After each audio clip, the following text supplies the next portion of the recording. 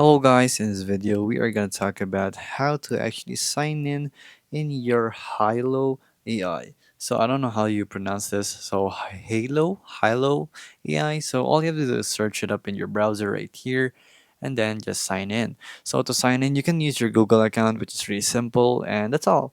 So once you have signed into your Google account, you'll be brought into this prompt right here. So image to video, video to text, text to video, you can do so. Subject or reference, you can upload a picture right here and then place your prompt right here, and then you can view a guide if you want to right here.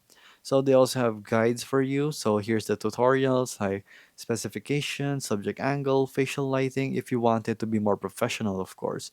So it's really simple to use this. You can create such as this. So you can use the discover tab right here also to create and get inspiration for your actual video or text to video prompts if you want to.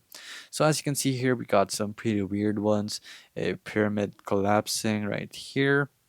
Um, some queen bee, I guess. So I don't know what are those futuristic things too. So it's kind of accurate, as I would say. We have gone so far with AI, and now we have generative video or text to video prompts, which is really scary. Can be scary accurate at times too, as you can see right here.